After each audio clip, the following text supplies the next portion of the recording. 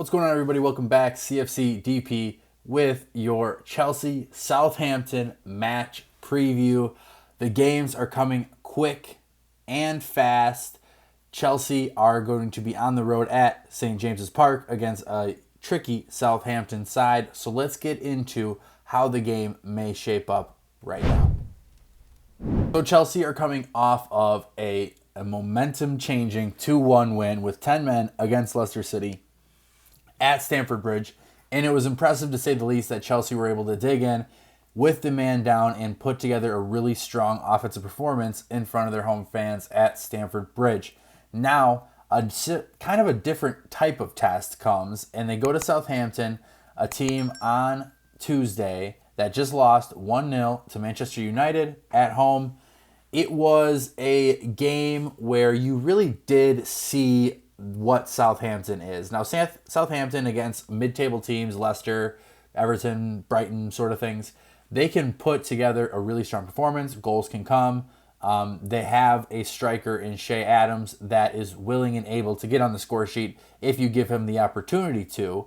But with Ralph Hasenhüttl's team and how he sets up with kind of a 4-2-3-1 with two holding midfielders, it's interesting to see how that tactical battle will happen with Chelsea. Now, Mateo Kovacic is likely to be able to start this game. He came off the bench for 20 minutes in the game against Leicester. So if Mateo Kovacic can get back in the squad for this, I would fully expect to see him and Jorginho in that matchup together. Jorginho came out during the game. So if Kovacic can slide in there, it would be a massive help to Chelsea's midfield. It's going to be down a couple of guys. Conte with injury, Gallagher with the red card suspension.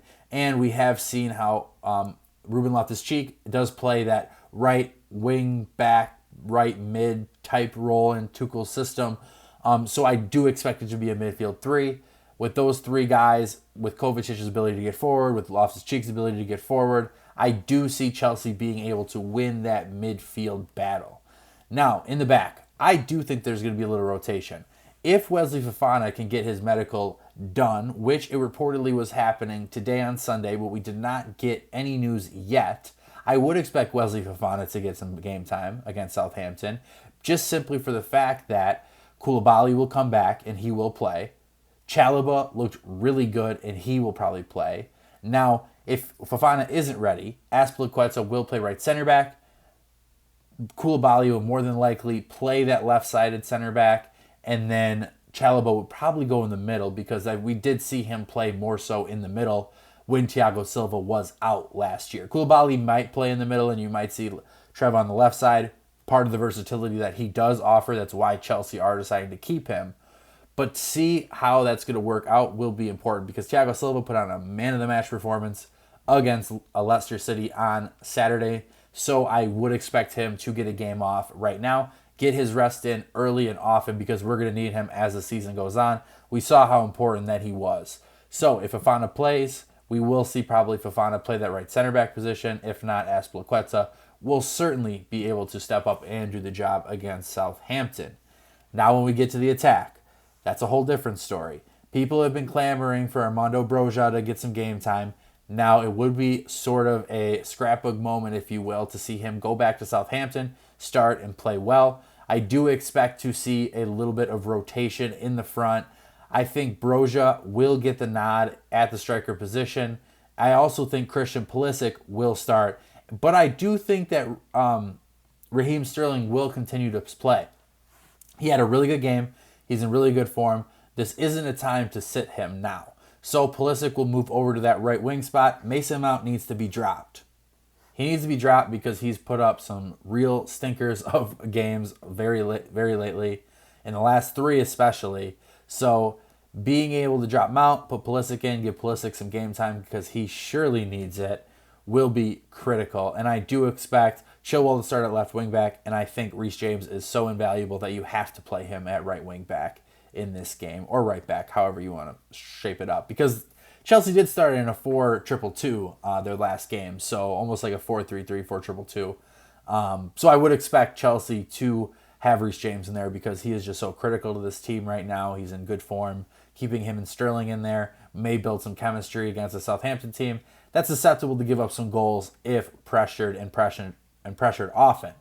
So let's get into a little bit of Southampton so you can know about the other side before the game, and we're going to get that to you right now. So in a game where Southampton was very good and kind of unlucky to not get something out of it against Manchester United, this is how they set up. So it is the 4-2-3-1, as I mentioned before, and there's a couple of players that I really want to highlight as importance to watch.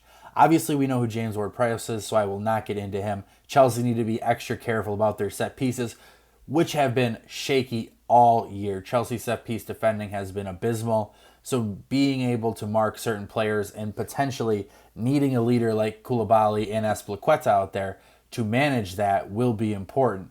So that's James Ward-Prowse. Romeo Lavia is an 18-year-old from Belgium. He played for Manchester City's academy, came to Southampton, and he has been excellent, to say the least, so far this season. Southampton definitely have a lot of young players. Bella Kotchap was a little bit injured in the last game against United, but was able to finish it off. He was impressive.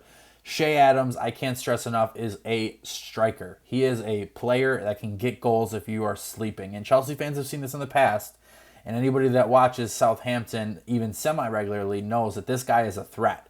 So Chelsea need to be able to handle him. Hence why Azpilicueta, Koulibaly might be needed for this game, even if Fofana is ready, because you will need somebody with experience in position to combat Shea Adams and his runs and his ability to get in net. Kyle Walker-Peters is also an issue. Chelsea targeted with him. That's something that probably won't happen, filling that right back spot.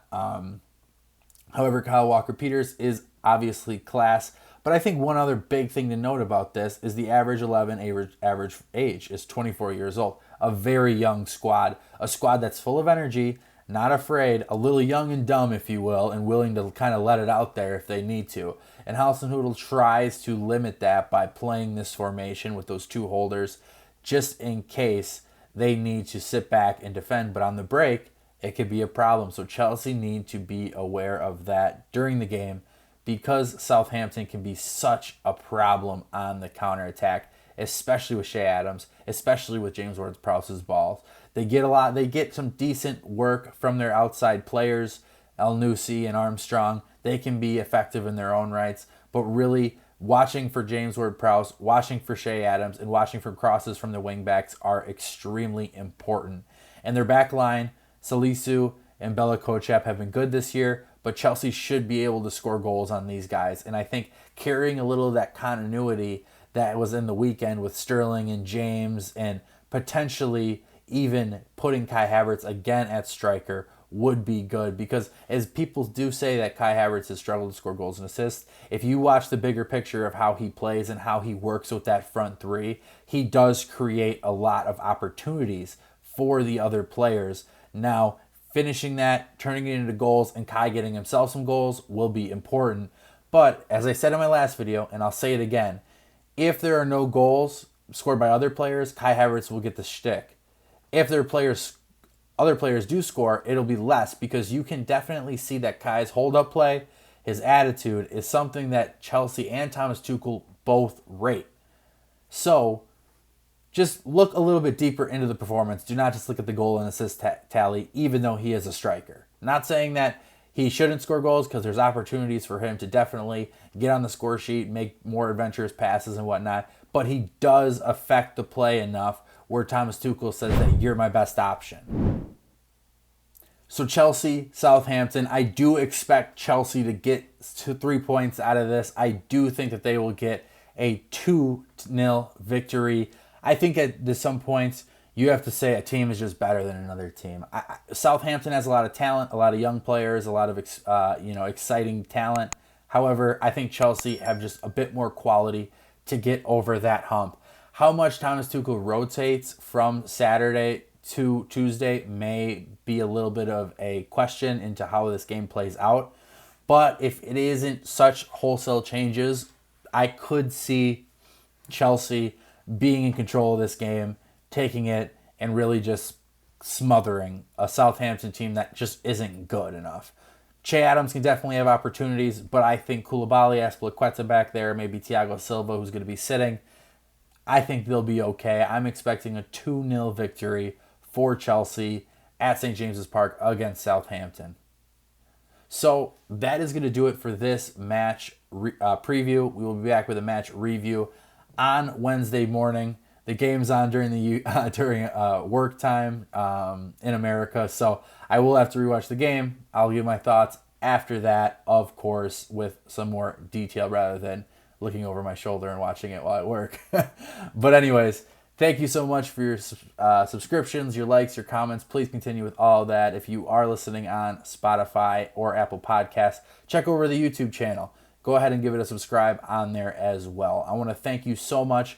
We are inching closer to the transfer window closing. I am going to have a special guest on to give a final day recap of the transfer market to see if there's any late deals going on. So please stay tuned to my Twitter at CFCDP1, and that will be an announcement. And I will have a little bit of a brief segment with that journalist right before the end of the window. So exciting stuff. Thank you as always. Have a great rest of your night, and up to Chelsea.